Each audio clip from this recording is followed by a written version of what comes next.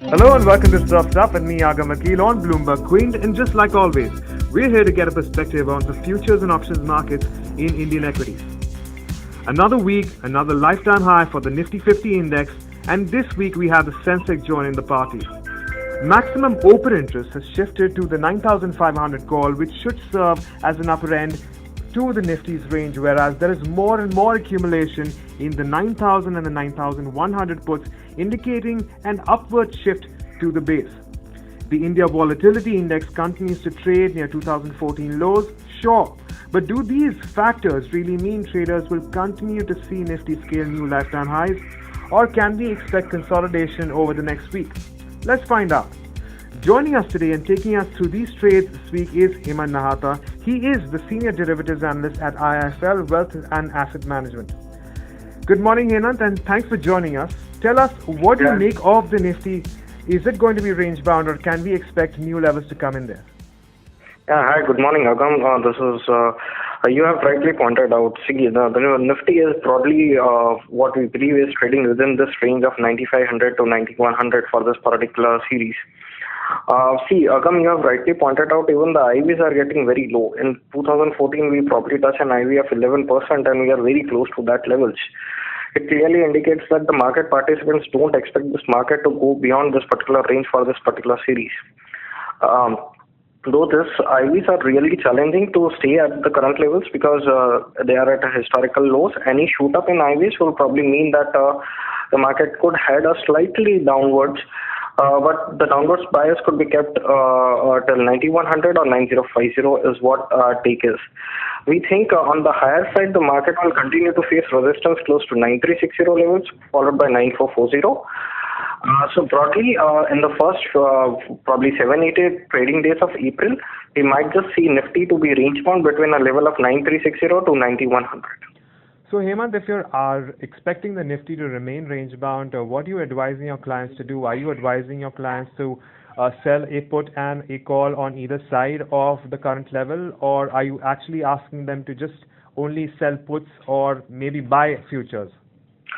Agam, we are expecting some pickup in volatility, and what's happening currently is your IVs for May series is almost as close to your April series. So we have started advising our clients to do a lot of calendar splits, where they can buy into a 90 to 100 call and put for the May series, and simultaneously sell some of the 90 to 100 call and put for the April series. So this way, what we can do is we can take benefits of the sideways trade, as the theta decay in April series will be comparatively higher than the May series, and that theta decay is what we are looking into.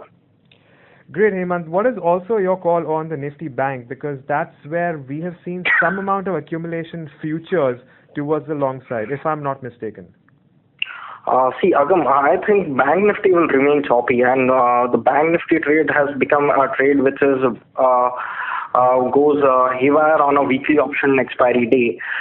Today being one such a day, I think the volatility will be there in Bank Nifty with RBI policy to be announced at 2:30. Considering that 21,700, 21,800 is the likely zone for resistance for the Bank Nifty for the time being, and on the bottom side 21,500 to 21,400 is likely to be the range. Once this range has been taken out, I think Bank Nifty could be heading for a bigger move. And currently, the auction data also indicates that the 21,000 on a monthly expiry, 21,000 put holds the maximum open interest, which clearly means that 21,000 will definitely act as a very strong support for Bank Nifty going forward. Great, Hemant. So why don't you tell us about a few stock ideas that you have? It could be futures or options for that matter. I have a couple of buy ideas which I think are very prominent and which can be looked into. The first one is being a Pidilite Industries. This stock has been into a trading range for quite a while. Now it's breaking out, and seems like 740, 750 could be easily done in this stock. The stop loss level for this stock will be close to 695, 694. So that will be an ideal trade for the current series. The next trade what we can have is NIIT Tech. See, this counter was trading within a range of 410 to 430 for almost like 10 weeks.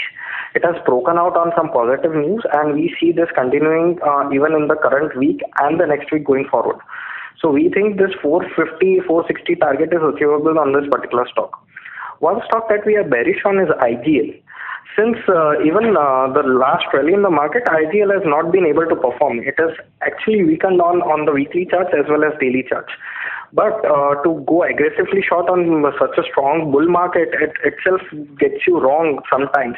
So what one should do over here is do a put spread, where he buys into 1,000 put and he sells a 960 put. So his spread will be somewhere around about 10 rupees. The target will be close to 25, and the stop loss will be rupees 5 on this particular spread. Right then, Hemant, I'm going to come down to Derivatives 101, and once again I want to remind our audiences that we are open and inviting questions. And the question for this week comes from Arun Shah, and he asks, what is a protective put? Okay. A protective put is a strategy where you are already long into a security or an index, and you expect the index of the security to go much higher. But you find there could be hiccups in the near term. So you buy protection, and you buy protection in terms of puts. You are bullish from a long-term point of view, but you are expecting the stock to retrace by a certain event or a news. This particular strategy is called as protection puts. For an example, if a stock you are trading into something like as a Reliance and it has rallied from 1200 to 1400 and you have been able to capture that rally, either you feel a correction could come in Reliance, a minor correction, so you buy a protection put and lock your profit between 1200 to 1400. So this is how an investor can lock his profit at the same point of a time, can play for a higher range as well. So a protective put in a market which is going higher is always a prudent strategy. Excellent. I hope that Reliance, as an example, serves as a good one, Arun, and I hope that that also answers your question. But that is all that we have for today on Surf's Up. Thank you, Hemant, for joining us. And as for you guys, we will see you again next week on another edition of Surf's Up, only on Bloomberg Quint. Stay tuned in. Yeah, thanks so much. Yeah. Thank you, Hemant.